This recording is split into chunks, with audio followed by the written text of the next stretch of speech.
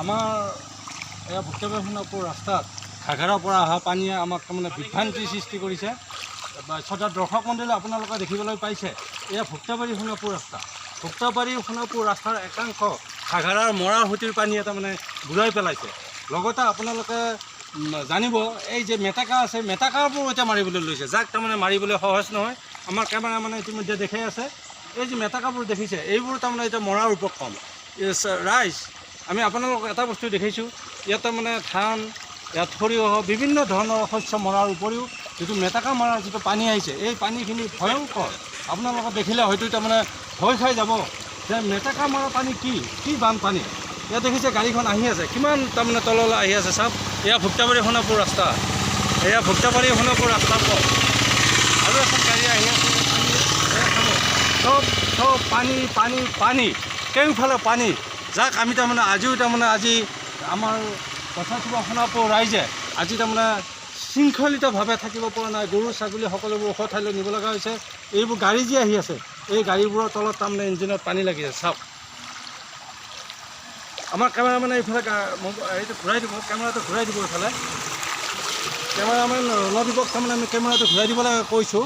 এইফালে দেখুৱাইছোঁ, ইফালে দেখুৱাইছোঁ আমি। সিফালে আমাৰ মাছৰ কাৰণে মানুহে তাৰমানে বিভিন্ন ধৰণৰ সা সঁজুলি ব্যৱহাৰ কৰিছে। এয়া আহিছে দেখিছে, এয়া বানপানী চাবলৈ অহা মানুহ, এয়া গোটেইবোৰ বানপানী চাবলৈ অহা মানুহ। কিছুমান মানুহৰ ফূৰ্তি লাগিছে, কিছুমানৰ দুখ লাগিছে, কিছুমানৰ তাৰমানে আনন্দত আত্মহাৰা হৈ পানী চাই চাই ঘূৰি ফুৰিছে। ইফালে আহক, কেমেৰামেনক আমাৰ ইফালে আহিবলৈ কৈছোঁ। এয়া যি আহিছে, এয়া চব বানপানী চাবৰ কাৰণে আহি আছে।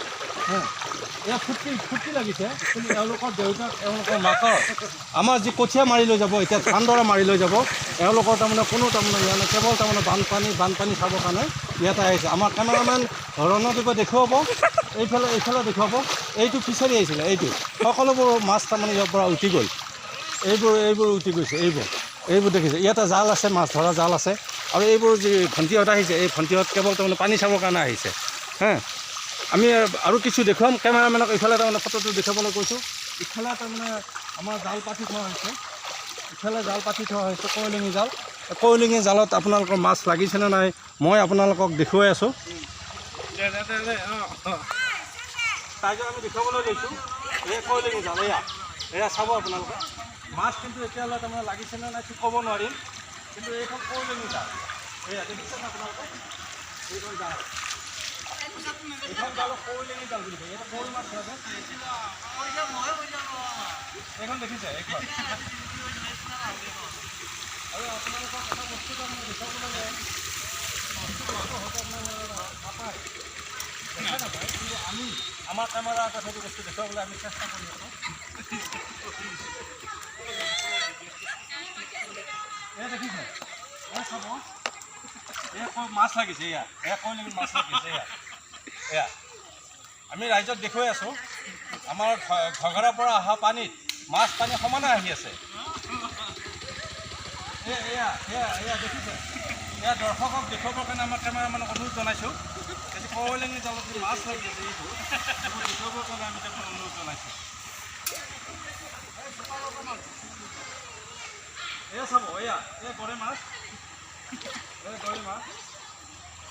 এইটো ইয়াতে পাভ মাছ লাগিছে, নদী মাছ, এইটো নদী মাছ, পাভ মাছ লাগিছে।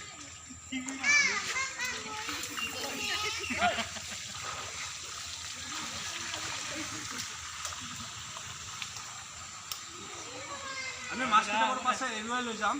তাৰ আগতে আমি কিছু তাৰমানে আপোনালোকক এই বানপানী সম্পৰ্কত আমি কথা অলপ ক'বলৈ লৈছোঁ। চব বানৰ পানীত মাছ লাগি আছে।